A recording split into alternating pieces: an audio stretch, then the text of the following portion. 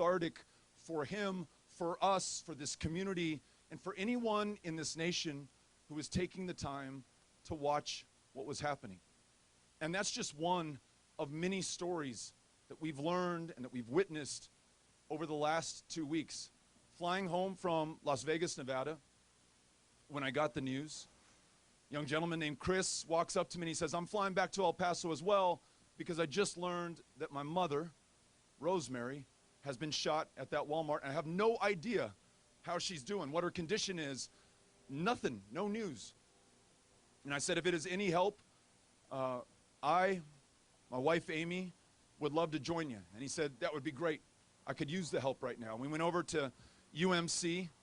When you walked into that room, Chris, and your mother, Rosemary, who had been shot in the chest, both of her lungs perforated, tubes coming out of her chest, snaking through the hospital sheet, coming down onto the floor, a mask over her face, the biggest smile I've ever seen produced by another human being, to see you in that room, and for your sisters to be there as well. And the strength and grace to greet me, a complete stranger in her life, and to make sure that I felt welcomed in her intensive care unit hospital room.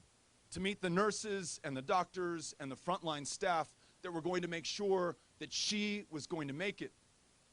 And I wondered to myself, where in the world does she get that strength and that courage? Well, the next day at Del Sol Hospital, I found the answer. It was her mother, who was in her early 80s, who was also shot in the stomach. And though she was shot, in the aftermath of that shooting, she tended to other victims in the parking lot and inside of the store, before she ever thought about the wounds that she was walking with that ultimately forced her to have to sit down and then lay down and then be taken into a hospital where again her life was saved by extraordinary El Pasoans from this community, one of whom, when she was on her way into her shift, a doctor in this community stopped me and she said, hey Beto, I love the way this community is coming together right now. And I just want you to know that I'm going into my shift right now. I'm a doctor. We're going to keep saving these lives. But I also want you to know that I'm an immigrant.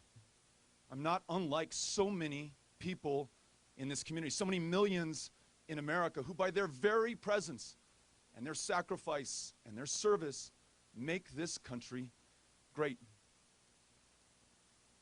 This is a beautiful community. One of, if not the safest cities in the United States of America.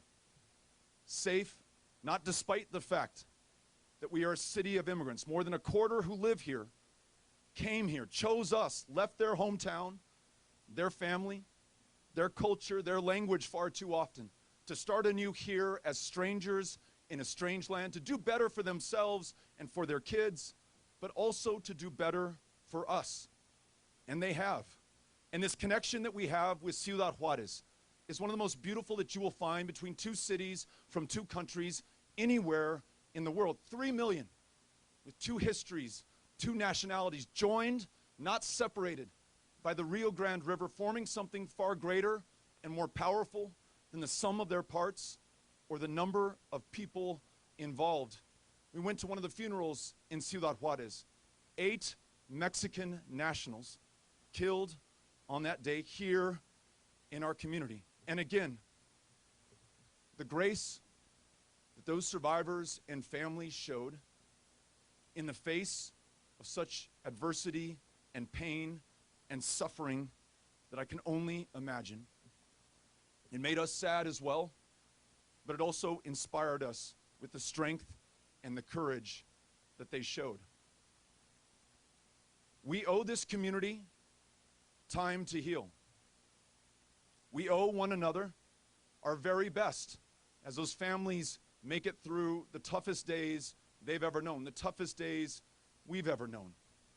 But from what I've seen since August 3rd, this community, El Paso and Ciudad Juarez, is more than up to the task.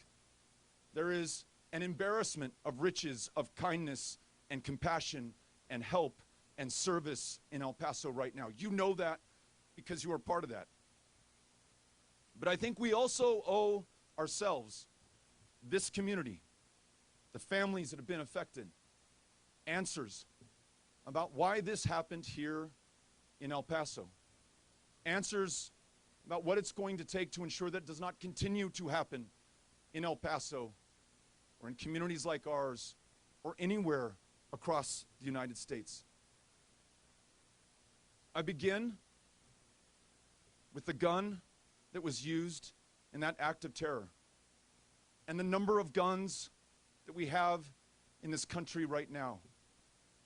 You may have read the news that the killer's mother, when she learned that he had ordered an AK-47 and had received it, called the police in Allen, Texas. What does my son, who is not enlisted in the military, who has no need for a weapon of war, no training in it, what does he need with this gun? Though she may not have known how to articulate the question, she was asking for help for herself, for her son, and really, by extension, for this country. I know from listening to the surgeons and the doctors who have treated these gunshot victims at Del Sol and UMC, some of whom also serve at William Beaumont Army Medical Center, have been trained in combat trauma care. The wounds that they are seeing are like the wounds that they saw in Afghanistan and Iraq. These weapons, like the AK-47, were designed to kill people as effectively, as efficiently, in as great a number as possible, and that's exactly what they're doing. When you listen to the doctors describe the internal injuries of these survivors, it is absolutely horrifying. But to this point, we have a Congress too craven to act, a democracy not up to the task, that favors those who can pay for access and influence and outcomes, the complicity and the silence of those who are in positions of public trust. And that's exactly what has happened here in this country. We have a racism in America that is as old as America itself. An intolerance towards those who do not look like, or pray like, or love like, or speak like the majority in this country. That's part of our story, and we absolutely need to tell it, to face it, to acknowledge it, if we are ever going to change it. But we have always tried, until now, to change that. Until this president, who so openly speaks in racist terms, who so openly favors one race, one religion, one kind of people in this country over every other kind of people in this country. Proposing to ban all Muslims, all people of one religion, one faith, from the shores of a country that is comprised of people from the world over, from every walk of life, from every tradition of faith. It's hard to imagine that it's happening in America, but it is happening in America. To tell people of color, born in this country, to go back to where they came from. To describe Klansmen and neo-Nazis and white supremacists and white nationalist terrorists as very fine people after they have marched and chanted, "Jews, you will not replace us." Someone in his maiden speech for the highest office in the land, the greatest position of power and public trust, who describes Mexican immigrants, though they commit crimes at a lower rate than those born in this country, as rapists and criminals, constantly warns through incessant repetition of invasions and infestations, and calls people, human beings, and let's be clear, the most desperate and vulnerable human beings, fleeing the deadliest countries on the face of the planet, showing up here without a dime to their name, without any prospect of hope or advancement, except that they came here to this country of asylum seekers and refugees and immigrants, this country known by the Statue of Liberty. He calls them animals and predators and killers. And this May of this year in Florida, as he warns about this invasion, and he asks the question to the assembled masses, what are we going to do to stop these people? And someone yells out, shoot them. And the crowd roars their approval. In the face of that, the president signals his consent. He smiles, he laughs, he encourages more of it.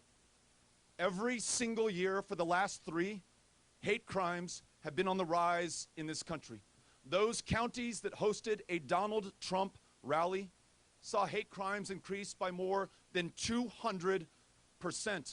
I want to make clear to you, to us, to the country, that what he says and what he does not just offend our sensibilities or our understanding of the traditions of this great country. It changes who we are as a country. You do not get kids in cages until you've given people permission to put them in cages by calling them animals and seeking to dehumanize them. You don't lose the lives of 7 children in the custody and care of the wealthiest, the most powerful country on the face of the planet unless you have made it possible. And you do not get somebody driving 600 miles to come to this community in his manifesto repeating the very words used by the President of the United States to justify this act of terror and hatred and violence and death. And yet in the face of this, our institutions have failed us. And in this democracy, none of us can take any comfort or feel in any way superior because all of us are part of the institutions. Whether it is our legislatures, our Congress, the press, social media, they're all comprised of all of us. But they have been impotent in the face of the gravest threat that we have ever known. One that we experienced firsthand here in El Paso a week ago Saturday. It's almost as if the bigger the lie, the more obvious the injustice, the more furious the pace of this bizarre behavior, the more incapable we are of seeing it and clearly naming it and acting against it. This attack on El Paso is an attack on America. It is an attack on our ideal of what America can be. An America that has not been for so many in this country based on their race, their ethnicity, their country of national origin, their gender, their sexual orientation. As Langston Hughes said in his poem about an America that was not an America for everyone, it's the land that has never been yet and yet must be. It is in this land, in this very community, after the election of this president, at LBJ Elementary, that a 3rd grade student approached us and asked, why does the president not like me? It's in this country, in Houston, Texas, when I retold that story, that a family came to me and they said it resonates with us because we have a 3rd grader in our home. She's not Mexican American, she's Muslim. And she wonders if there's some other country we're supposed to go back to. Though she was born here, though she's a U.S. citizen here, though she's just as American as anyone else. When we allow this country to be defined along lines of race and ethnicity and religion, we allow a commander-in-chief to not only welcome that, but the violence that follows, to defy our laws, our institutions, and any ethical or moral boundaries. The end of that road is the end of this idea of America, the end of an America where every single one of us could belong and have a future. I'm confident that if at this moment we do not wake up to this threat, then we as a country will die in our sleep.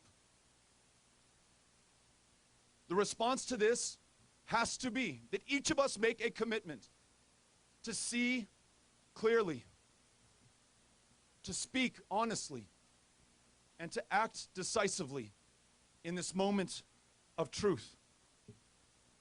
I, for one, see more clearly than ever that in a country that has 320 million people, but 390 million firearms,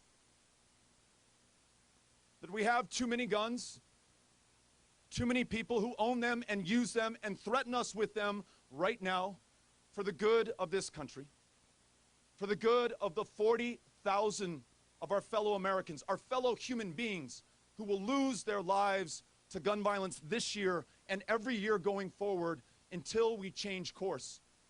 And I see more clearly than I ever have that not only do we need universal background checks, not only do we need red flag laws that would stop somebody when they pose a danger to themselves or someone else, not only do we need to end the sale of assault weapons and weapons of war that were designed for the battlefield and have no place in our communities, but we must, as a country, buy those weapons, take them off the streets altogether. There are millions of them today, and their ability to inspire terror, to make our kids and your kids afraid to walk into that classroom at Mesita or El Paso High, because we know as a country we've accepted the murder of 6- and 7-year-old children where they sat at school. We've accepted high school students being hunted down in the halls of these institutions like El Paso High right behind me. It is time for us to be bold, to stand together, to stand up against those interests who would prevent us from saving the lives of our fellow Americans. It is more clear to me now than it has ever been before that when we do not make progress on the human dignity of our fellow Americans, the ability to work a job and just one job, not 2 or 3 because you're paid a living wage, to be able to depend on health care as something that's a right that you don't have to worry about so that you're well enough to live to your full potential, to know that your community, that you and your family count. Not only is it the right thing to do to make sure that this country is realizing its full potential and promise for every single one of us, when we fail to do that, we provide fertile ground for the kinds of demagogues that we have in office right now who will use your fear and your frustration against you, against us, against one another. Demonize immigrants and minorities. Blame them for the problems that you have. I see more clearly now than I ever have before that immigrants in this community, in this state, in this country will continue to be attacked, not just killed as they were at the Walmart, but terrorized as we just saw last week in Mississippi.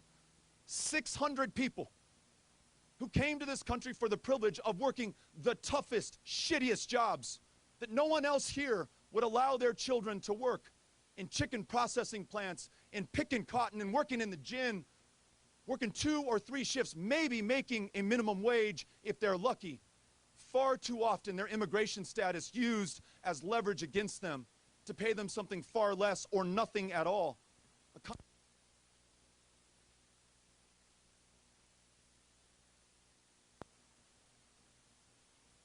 This has in part caused this kind of treatment of the people who make America great, who are part of who we are, who are the very fabric of our lives. And the response to that is no more being defensive or being on the back foot or apologizing for who we are and who we want to be. It is using the example of El Paso, Texas, and showing that when we legalize those who are in this country, when we free dreamers from any fear of deportation by making them U.S. citizens, when we elevate the asylum seeker, the refugee, that person who has no other hope or choice but to come here, not only is it good for them, it is great for the United States of America and fundamental to any success or strength or safety or security we could hope to have. And I see more clearly than I ever have before that if we do not tell our story, others will tell it for us. This proud community has to tell the world just who we are and what made us so special. And to remind ourselves that though we have something absolutely extraordinary here in El Paso and Ciudad Juarez, though we are separated by hundreds of miles from the other centers of power and population, as Martin Luther King reminded us, we are all caught in this inextricable, inescapable network of mutuality. We're tied in a single garment of destiny. Sooner or later, the challenges, the problems of this country will come find you, as they came and found us on August 3rd. So telling the full and real and true story of this country, just who made us great in the first place, on whose backs America was built, and whose descendants could profit from it, and whose descendants were virtually locked out from it. And knowing that and confronting it directly, clear-eyed, gives us the best chance of writing the next chapter of that story, whose ideal and goal and vision must be true and real equality and equity for every single one of us, every single American treated with the dignity and respect that they're owed as Americans, as human beings, just the way that we do it here in El Paso, Texas. Monday, Amy and I took Ulysses and Molly and Henry to school. This morning we rushed them out the door. Janine gave them a ride to Mesita and to Wiggs. And I gotta tell you, there's some part of me, and there's a big part of me, that wants to stay here and be with my family and be with my community. I love El Paso. There have even been some who've suggested that I stay in Texas and run for Senate. But that would not be good enough for this community. That would not be good enough for El Paso. That would not be good enough for this country. We must take the fight directly to the source of this problem, that person who has caused this pain and placed this country in this moment of peril, and that is Donald Trump.